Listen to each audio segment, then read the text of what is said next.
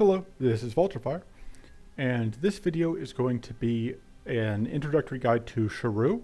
So I did one of these for Paladin, so I wanted to do one for the newest character. With Paladin, I really wanted to have it up like right as the patch released. I think Shah'Ru is more straightforward, which is part of why I haven't bothered putting this together as soon, because I figured it was less important to immediately explain Shah'Ru, because although Shah'Ru is very powerful, has some very cool interactions, nothing Shah'Ru does is as complicated in terms of like just how wordy the mechanics are as Paladin is. So I figure most players likely can figure out what is going on with Shah'Ru on their own. So I wanted to start though, just like with the Paladin video, this is going to be covering lower level Shah'Ru. This will likely either be a shorter video or I might end up swapping over to my other save midway through to show off the higher level Shah'Ru passives and some of the higher level Shah'Ru cards, because I think Shah'Ru kind of has two halves. The first half is the discard theme, and then the second half is the summon shades theme, and they fit pretty well together, but you don't really get the cards you need for the shade theme until the level 5 and the level 8 unlocks. So we're going to start with playing your first few Shah'Ru runs before you have everything unlocked. So let's start by looking at all the Shah'Ru cards. Shah'Ru, I'm not actually sure which one's correct, but so by the time you hit level 3, you will have access to all of these cards that I'm going to show you. That's part of why I'm on this save. For anybody who's unaware, characters get card unlocks at level 1, 2, 5, and 8. And so you start with, there are 15 total, 6 of them at level 1, 3 at level 2, 3 at level 5, 3 at level 8, and each of the times you get 3 cards, it's a common, a silver/rare card, and a gold/epic card. So to begin with, let's start with the commons, actually. So your common mana card is Tricky Focus. And Tricky Focus is just incredibly, incredibly good and a key part of what makes Shah'Ru work.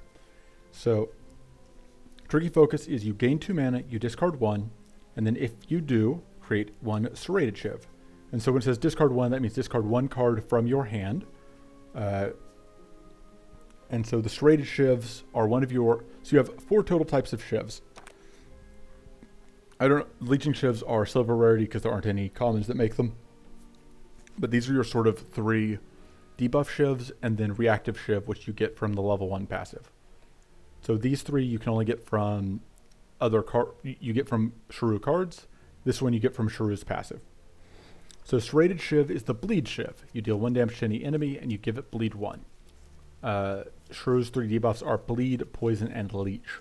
You can apply any debuff with Shah'Ru just like you can any other character, but those are the 3 that are kind of Shah'Ru's signature debuffs. So Bleed means that whenever you play a non-mana card, everything with Bleed, you and enemies, so if you have Bleed or if enemies have Bleed, takes 1 damage per rank of Bleed it has. So you play Serrated Shiv. So Serrated Shiv is something you want to get out first. Because once you've got Bleed out, then everything else you do for the rest of the turn will deal additional damage. So Tricky Focus gives you these Serrated Shivs, which means that they just sort of help your turn start off right. The other advantage here is that Tricky Focus is a discard outlet, and you want to discard things because that level 1 I keep talking about creates a reactive Shiv whenever you discard 1 or more non-temporary cards. So if you're newer to Breach Wanderers and you don't know what a temporary card is, temporary cards are cards that go away whenever you play them or they would leave your hand for any reason. So for example, Shivs are temporary. So what this means is if you discard a reactive Shiv, it isn't replaced with another reactive Shiv. You have to discard a non-temporary card, which will for Shah'Ru mean like it's not a Shiv, it's not a Shrivel, it's not a tool or cannon blast that you've gotten from one of those active items. It is an actual card. The other thing to know about level 1 is that if you discard multiple cards, you only get 1 Shiv, and you'll get that Shiv as long as at least one of the cards you discarded was a non-temporary card. So if you play Tricky Focus Plus, which Tricky Focus Plus, you gain 3 mana, and you discard 2 cards, and you create 2 serrated shivs. So if you play Tricky Focus Plus and you discard, let's say, a mana shield and a protect, just 2 random cards, you will only get 1 reactive shiv in addition to your 2 serrated shivs. So that's something to keep in mind. This does mean that multiple discards can be a little bit weaker on Shah'Ru than you might initially think. Specifically, the card Ancestral Memory, which is an epic skill that says draw 3, discard 3. That can be a little weaker than you might expect on Shah'Ru just because you don't get all of the shivs. You will only get 1. So going back to talking about other Shah'Ru cards, because I realize we're kind of gone in a few different directions. Tricky Focus, kind of the reason I've had to talk about so much other stuff is because of how key this card is. Bleed is important, discard is important, and obviously mana is important for all decks. So then you have Blade Idol. So Blade Idol is the common Shah'Ru damage card, and it says unplayable, deal 3 extra damage to the first enemy, and then lose 2 mana. And here's the very important thing: you play this card when it is drawn or when it's discarded. You do this immediately. So you draw your hand for the turn. If Blade Idol is in that hand, it will immediately get played, and you'll lose the 2 mana at the very start of the turn before you can spin it on anything else. This is important to know because the default Shah'Ru deck has Blade Idol in it, and this can really confuse players sometimes when they start playing, and they're like, why don't I have any mana? And the answer is, Blade Idol stole it. So this is also very relevant. One of the tricks with this is, if you discard Blade Idol and you don't have any mana left, you play or if you draw it and you don't have any mana left, you will play it and you won't lose any mana because you don't have any mana to lose. So getting the effect of dealing damage happened regardless of whether or not you have mana to lose to it. So that is a thing that you try to play around. Of course, the flip side of that is, if you're working only with default cards, you've got Tricky Focus and Siphon card in your starting deck, and both of those generate mana, and then discard. Just like if you play Tricky Focus and you discard Blade Idol will immediately steal that mana that Tricky Focus created, and there's no way to get around that. So Blade Idol, I would say, is a controversial card. There are players in the Discord who are really big fans who think it is very, very good. I am bad at accounting for it, and so I don't like it personally. It tends to end up messing up my day more than it helps. But I can see why it would be powerful if for some reason you are willing to deal with that. When you upgrade it, it does an extra hit of damage, and you only lose 1 mana, so that helps make it more manageable. But it's still not really my cup of tea. So the other 2 cards are very powerful defensive options. Fey Barrier, which is 4 mana, gain 12 shield, which is already a solid place to start. 12 shield is a very real amount of shield to be getting, so having the ability to do that is nice. But the main thing, but gaining 12 shield is not the main thing that Fey Barrier will do for you. The main thing Fey Barrier will do for you is that when you discard it, you lose 4 shield and you gain evasion 1 this turn. So you can trade in shield to get access to evasion, and it doesn't cost you any mana to do this. This is very, very good.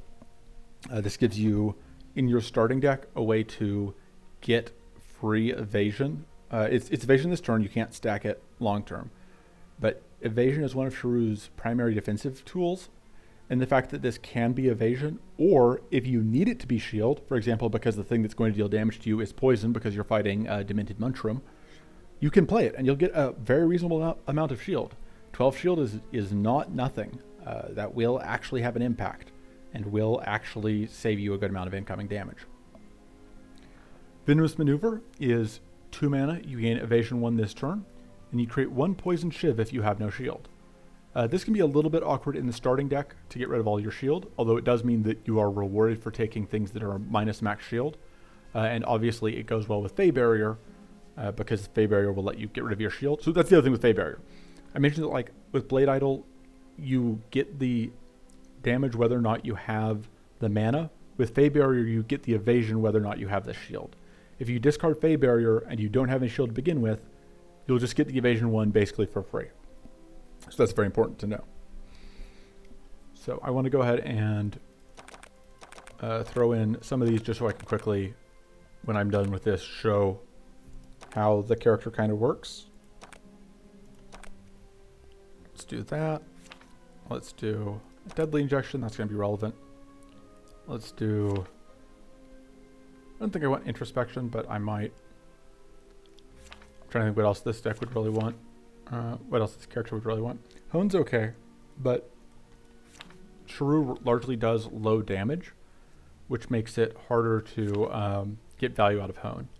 Because if all of your cards are not doing much damage to begin with, then you don't get anything really out of that.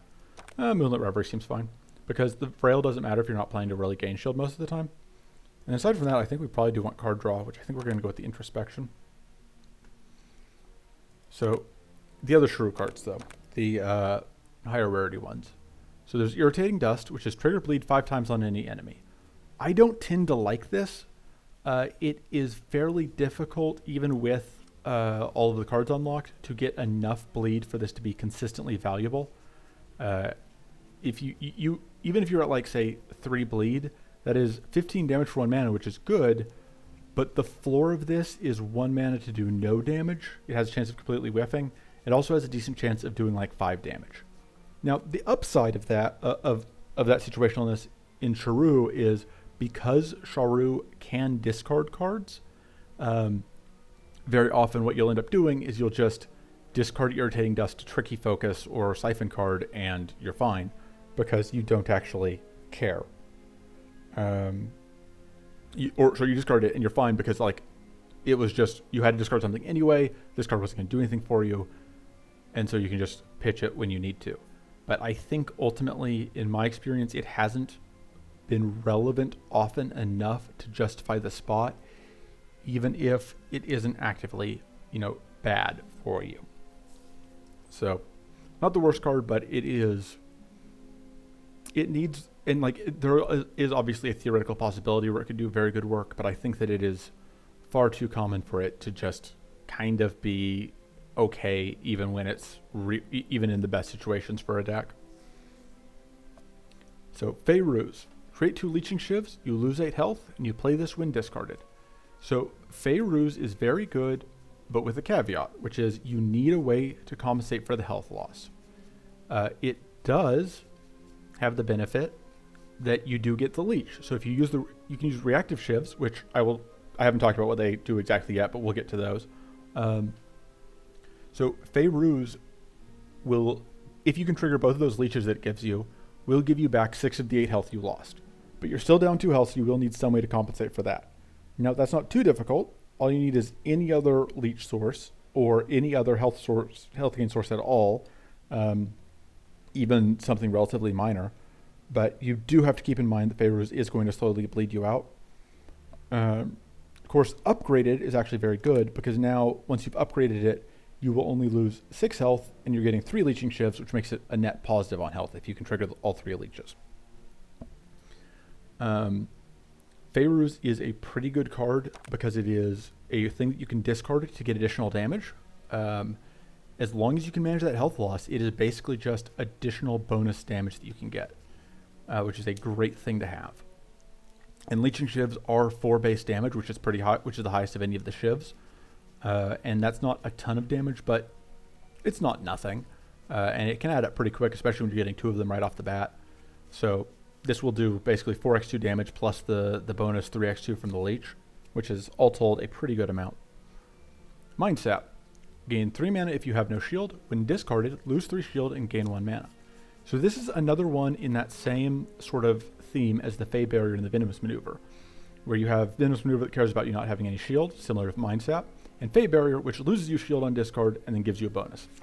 Mind Sap is very good because you get value when you discard it, and if you can just play it for value, you'll get 3 mana, which isn't bad. And the combination of those 2 things works very well together. It makes it a card that is very good when you're playing a Shah'Ru deck that is trying to do a lot of drawing and discarding during a turn.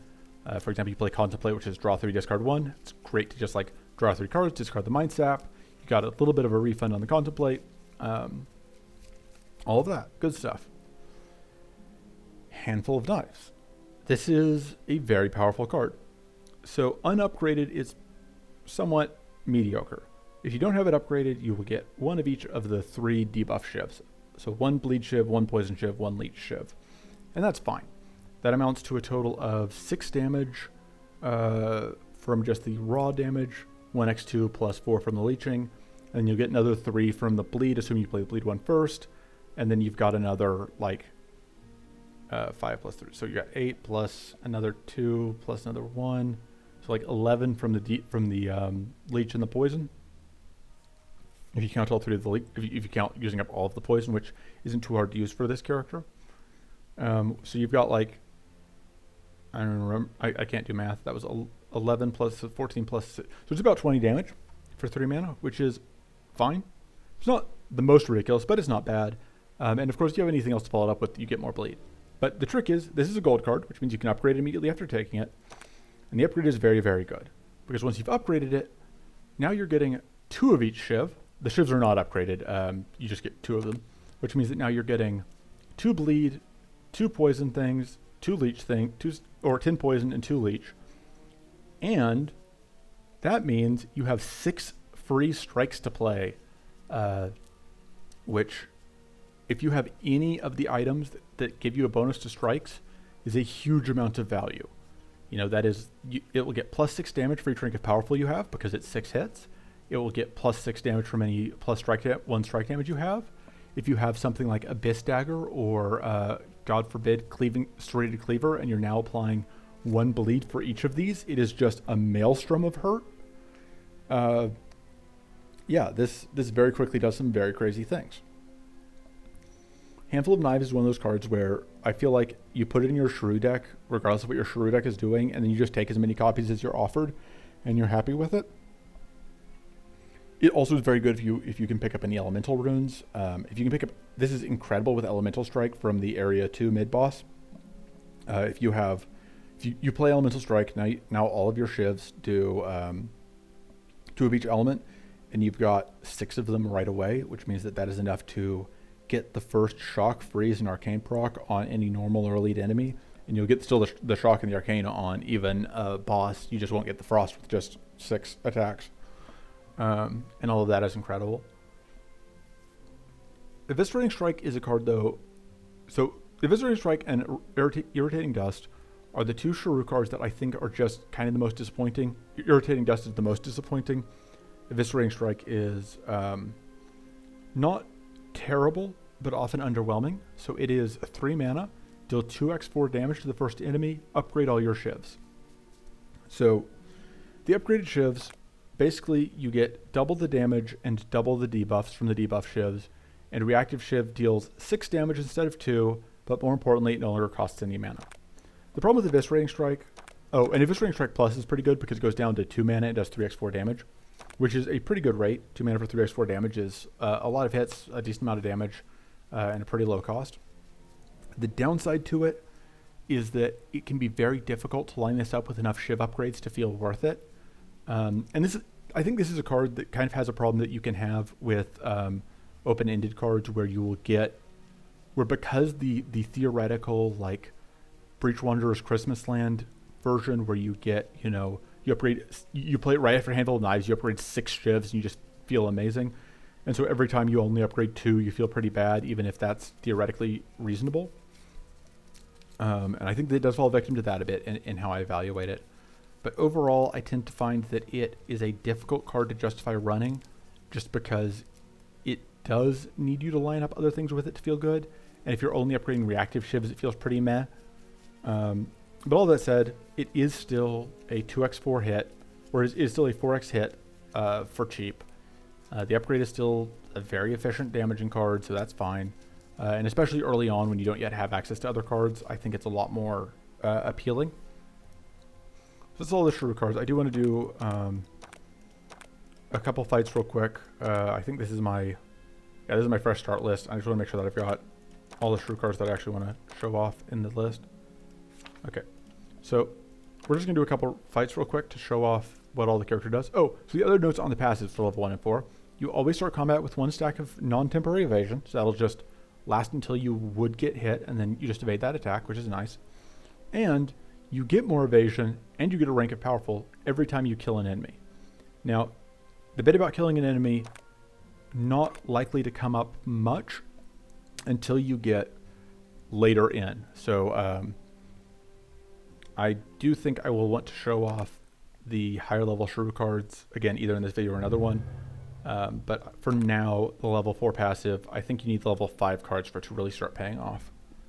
Okay, let's just start here and see how things go. All right, so we're going to start by introspectioning. So here we've got a lot of mana and not much to do with it, but that's okay. We're just going to discard some stuff to get these reactive shivs. Going to throw out the serrated shivs, which are going to set up bleed. So now every time we play anything else, we're going to do damage to that. We're going to leave this siphon card for last. So we're going to play Venomous Maneuver, which will get us an evasion stack, do 2 damage. So the reactive shivs, they deal 2 damage to any enemy, and then they trigger leech, bleed, and poison 1 time each, which means that this is how you are going to get extra value out of, this is how you're immediately going to cash in leech, if you have it, to get healing, or immediately cash in poison to get immediate damage. And so the fact that you have these makes cards that apply poison much stronger for Shah'Ru than they are for other cards.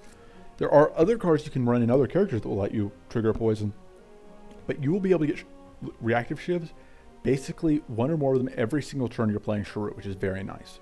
The other thing is, it says it only triggers bleed once, but it is a non-mana card, which means that it will effectively trigger bleed twice. Once because of the effect, and once because it's just a card you played. The other note here is that leech is triggered first.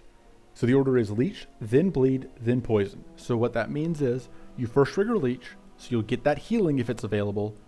Then you'll do bleed, and you'll only do the bleed if it survives the leech. And so then you do bleed to do damage if you can. And then after those 2, you do the poison, which means the poison is only used if it survived the leech and the bleed, which is going to be more relevant once we get to the level 7 passive. But the important thing to know here is you will not trigger bleed on an enemy if they die to the leech or the bleed. They will still have all of their poison when they die. So yeah, you'll notice we do 2 and then 2 and then 2, which is 2 damage, 2 from triggering bleed, 2 from bleeding. So unfortunately, because of the ordering here, we are just going to evade the first 2 hits and then take 4 from that. That does turn on our Venomous Maneuver.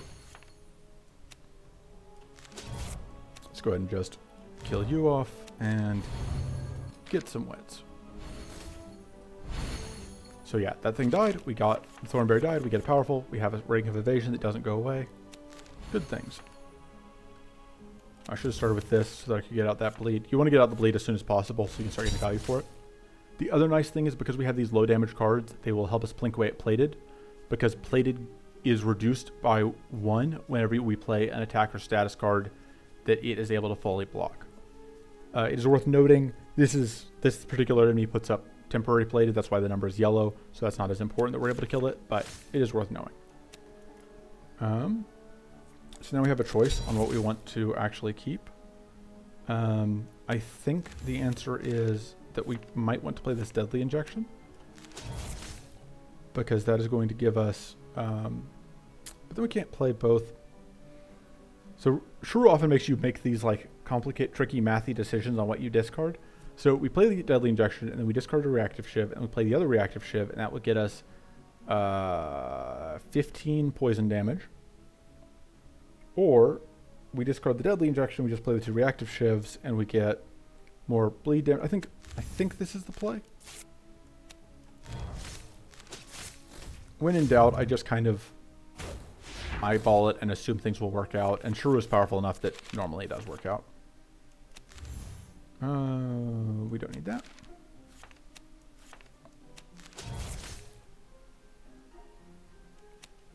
I think we don't need that. So now we have all of that delicious evasion. And we're just going to end the turn. And we don't quite have lethal yet, but anything we draw will get us there. That's anything. Okay, so that was a fight with Shah'Ru. So on cards to take, all 3 of these are actually very good for Shah'Ru. Fade Barrier we already have 2 of, but that evasion is very nice. This gives us more evasion, but we do have to actually pay mana for it. And Mighty Punch helps play towards that lose shield theme. I I think we're going to take it because we have, I think, the 2 Venomous Maneuvers in our deck. And so being able to just immediately shed all of our shield is valuable. This event, you go to the bottom and then you have a chance of getting an upgrade. So for upgrades on Shah'Ru, Fey Barrier Plus is very, very good. It's an incredibly good defensive upgrade because 18 shield is a lot of shield, and 2 evasion for basically free is very good. Tricky Focus, it's important to know you do have to discard 2 for it, so it's not straight it's not a strict upgrade. It is a trade-off. I think Introspection is probably the biggest upgrade we have right now, although Moonlit Reverie is close because that gives us enough growth that it immediately will take us up an additional mana per turn. Venomous Maneuver giving you 2 shivs is also valuable because getting more shivs is always a good thing. I think I'm just going to go through the mid-boss this run, and then I will move on to other things. Okay. So we're going to punch. And then we're going to pitch this. Trying to figure out how I want to get out. Because I think I want to play the Venomous Maneuvers. But I want to get... Let's do bleed there.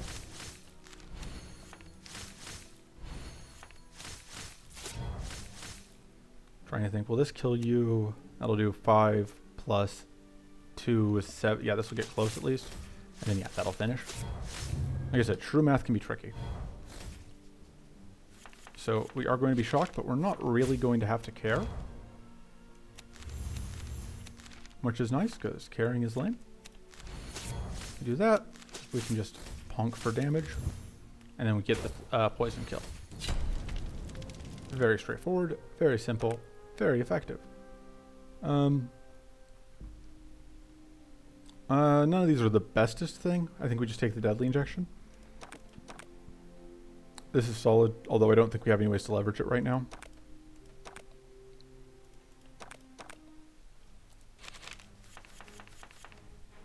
Alright, let's pitch the Tricky Focus, or pitch the Fey Barrier to get this evasion up.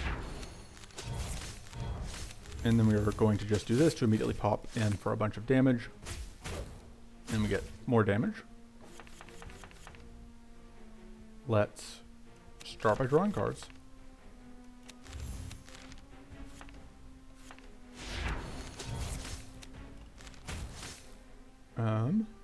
Trying to think if we can just get the kill with reactive shivs.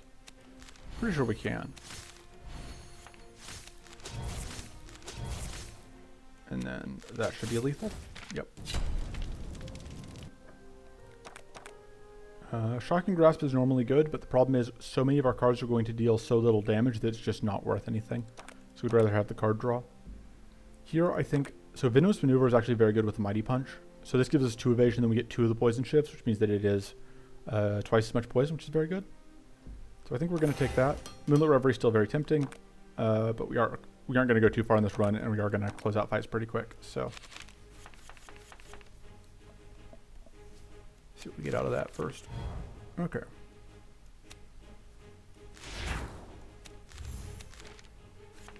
So we do have our upgraded one. I think we're just going to play that, though. Go ahead and start getting that extra card per turn. Okay. We once again have evasion. Unfortunately, we do have... this jerk is frenzying, so there's a very good chance we're going to end up taking damage here. But we can do a little bit of extra damage here. Getting the mana from Tricky Focus does not require you to discard. You just won't get the bleed shiv. Yeah, that was pretty unfortunate. There wasn't a ton we could do about it. Pitch the Fey Barrier, get the evasion. I think we are pitching one of the Deadly Injections. I don't think we can afford both of them.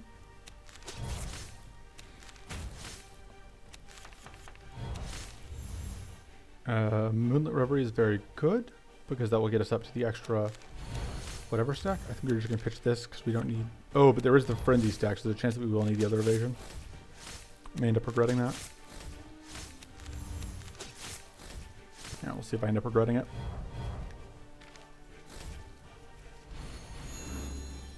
Nope, we're good. So this is where having access to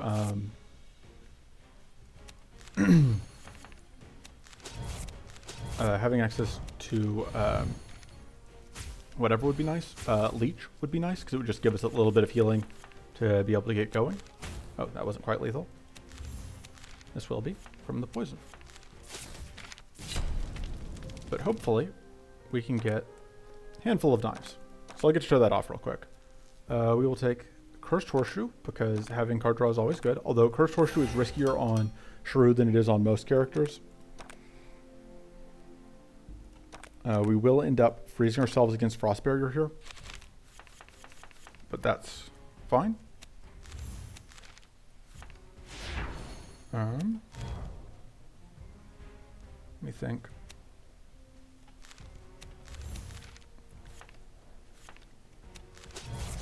The trick is we do need to actually be able to freeze ourselves, so that will ensure we can freeze ourselves.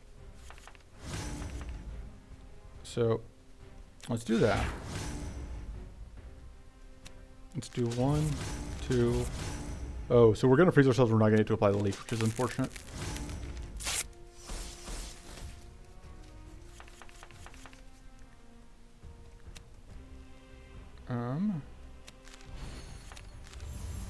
So the trick with this fight is lining up these, is avoiding getting frozen by it or the frostbite.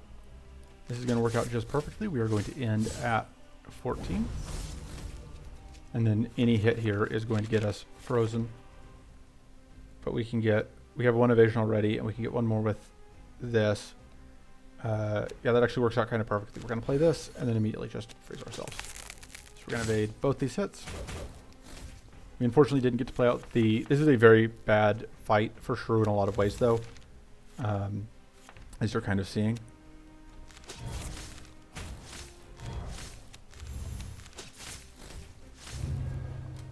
So yeah, here we're going to take a lot of damage. Oof, and we're frozen. Fortunately, we aren't going to take any additional damage here, and it's going to die to the poison. Shah'Ru is fairly low on health, which means that bad fights can do a lot of damage very quickly. I think we want the Sharpened Senses as a bit of a safety net. I'm not certain that we need the Moonlit Reverie, but I'm going to keep it for the moment. We're only going to do like one or two more fights. I don't know that we're going to bother getting through. So we were only going to do mid-boss, but I do want to get a fight where we actually get to use Handful of Knives, because that fight was obviously very, very bad for Handful. Man Crystal is very good.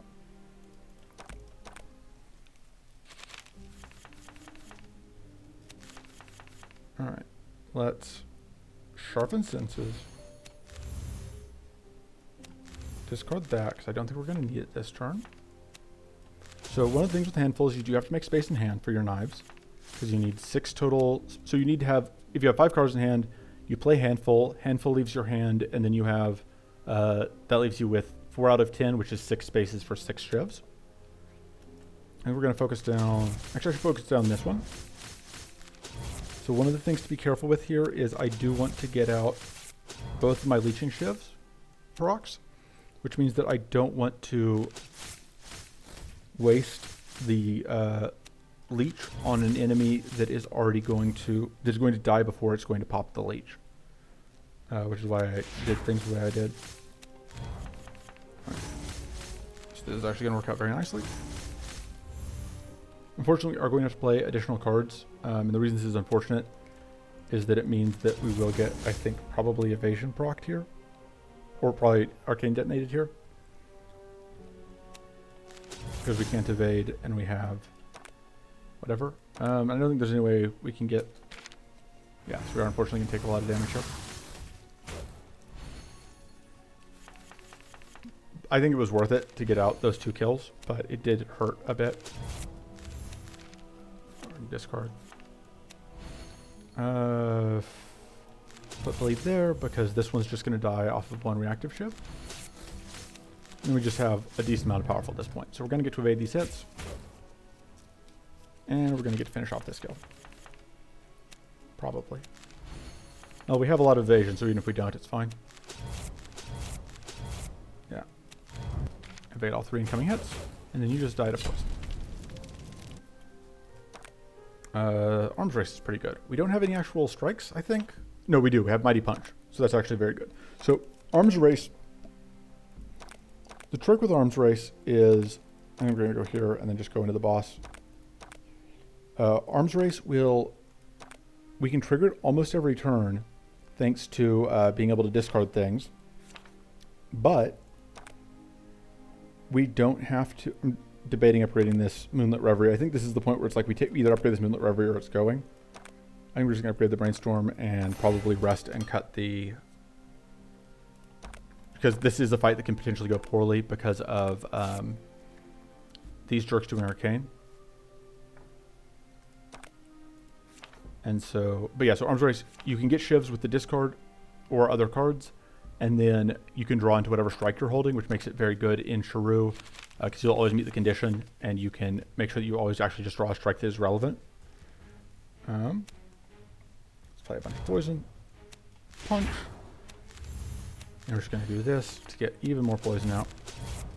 So these jerks are prone to doing things that make Shah'Ru sad. For example, putting out a bunch of Purity, which we'll see if they do here. Yeah, there's the Adept and the Purity.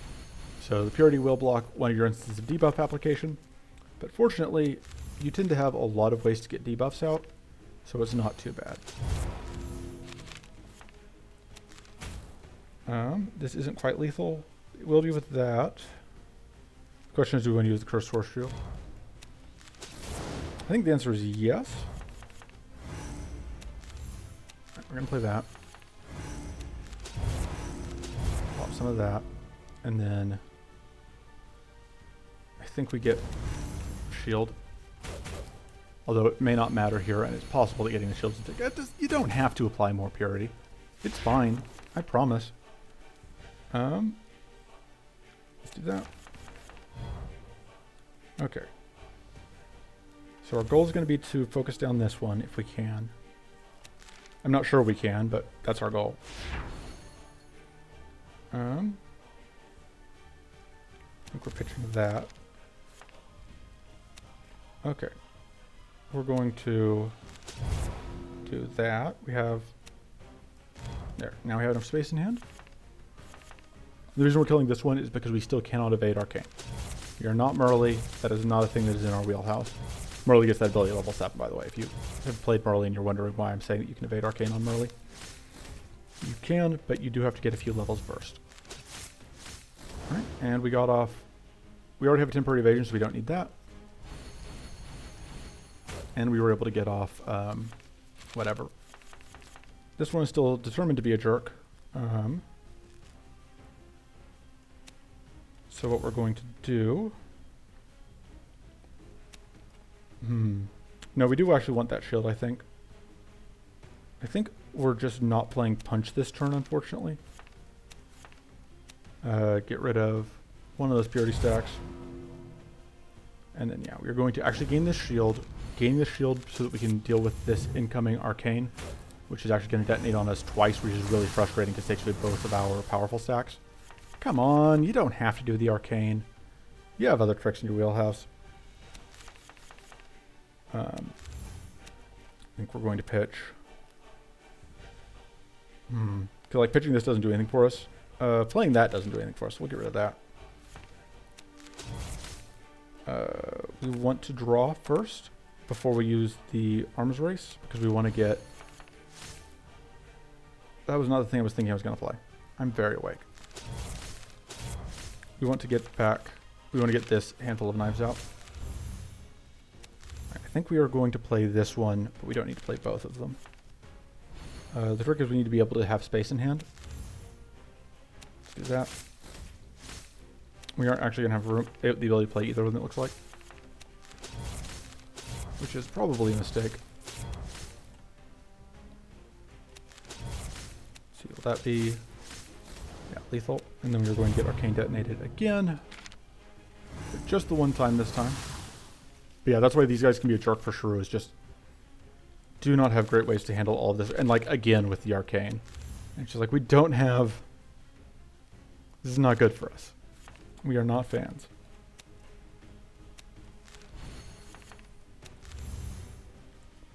Let's pitch that. Handful of knives out and hope that this gets us somewhere close to lethal. Yeah, that 4 stacks of fleet are pretty good. So yeah, we got out of there with only taking 5 damage net, but and absolutely I would take another. Well, Nature's Blessing is tempting, but like I said, you just kind of take more handfuls of knives and you're happy about it. Neither of these is likely to do anything for us. That's a little bit potentially useful. So we upgrade that. We cut something, probably Deadly Injection, and we move along. But I think that's it for. I'm going to stop this here, and this has ended up being long enough that the other stuff I think is going to be a separate video. So if you're curious about the Shade Summoning stuff for Shah'Ru and the level 7 and the level 10 passive and the level 5 and level 8 cards, that will be a separate video. Probably will be up tomorrow, depending on whether or not I end up recording these back to back. I may record another run in between them, but I may still also rearrange things so that they're still back to back anyway. We'll see how it ends up shaking out. But regardless, I will see you guys next time. Until then, toodles.